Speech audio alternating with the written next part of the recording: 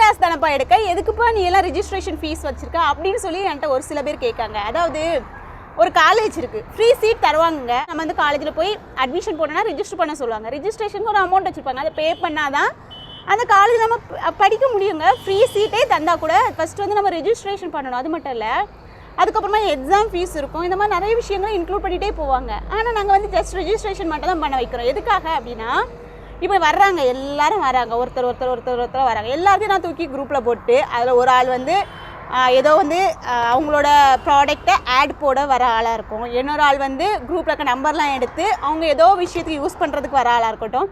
இப்படிப்பட்ட ஆளெல்லாம் நான் ஒன்று சேர்த்து ஒரே குரூப்பில் போட்டு நான் வந்து கைட் பண்ணணுமா? அந்த மாதிரி நாங்கள் நிறைய விஷயத்தை ஃபேஸ் பண்ணால் மட்டும்தான் நாங்கள் ரிஜிஸ்ட்ரேஷன் வச்சுருக்கோம். அதாவது நீங்கள் எப்போ கால் பண்ணாலும் நாங்கள் எடுத்து அட்டன் பண்ணி உங்களுக்கு டவுட் கிளியர் பண்ணுறோம், உங்களோட ஒர்க்கை வந்து கரெக்ட் பண்ணி தரோம். ஒரு ஃபுல் வாழ்வாதாரத்திற்கான ஒரு கோர்ஸை வந்து உங்களுக்கு சொல்லித்தரோம் எங்கள்கிட்ட இருக்க ஸ்கில்லை வச்சு. அதன் மூலமாக நீங்கள் கற்றுக்கக்கூடிய அளவுக்கு, அதாவது நாங்கள் வந்து இதை வந்து சும்மா விளையாட்டுத்தனமாக பண்ணோன்னா பண்ணலாம்.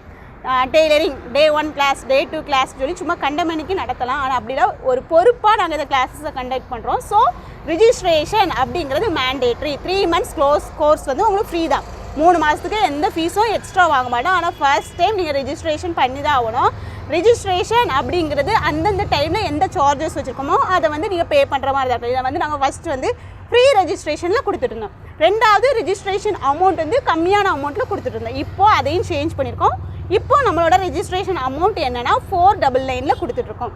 இந்த அமௌண்ட் வந்து உங்களுக்கு கிறிஸ்மஸ் நியூ இயர் ஆஃபராக கொடுத்துருக்கோம். ஸோ 2026 ஜனவரிக்கு அப்புறமா மேபி இந்த அமௌண்ட் வந்து சேஞ்ச் ஆகலாம். சேஞ்ச் ஆகிறதா இருந்தால் கண்டிப்பாக உங்களுக்கு அந்த இன்ஃபர்மேஷன்ஸ் டீட்டெயில்ஸ் எல்லாமே நாங்கள் இதில் கண்டிப்பாக கொடுப்போம். நீங்களே இன்றைக்கி கடையில் போய் ஒரு பொருளை வாங்குறீங்க, கோல்டே எடுத்துக்கோங்க. 1 கிராம் கோல்டு போன வருஷம் எவ்வளோ இருந்து 6000 ரூபாய் இருந்து, இந்த வருஷம் 9000க்கு மேலே போயிடுச்சு. ஸோ நான் வந்து போன வருஷம் வந்து 6000 ரூபாய்க்கு நான் வாங்காமல் இருந்துட்டேன், இந்த வருஷம் எனக்கு 6000 ரூபாய்க்கு தருவீங்களா அப்படின்னு சொல்லி கடையில் கேளுங்க.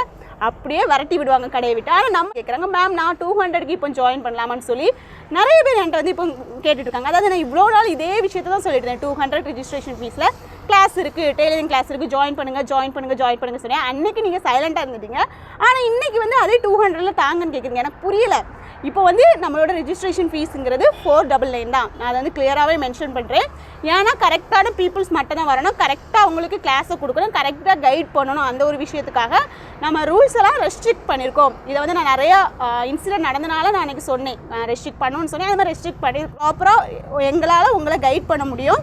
ஸோ அதோட ரீசன்ஸை தெரிஞ்சுக்கோங்க. டெய்லரிங் மட்டும் இல்லை, ஆரி கிளாஸஸ் இருக்குது. சீக்கிரமாக ப்ரூச் கிளாஸ் ஸ்டார்ட் பண்ண போகிறோம். அதோட டீட்டெயில்ஸும் உங்களுக்கு தர்றேன்.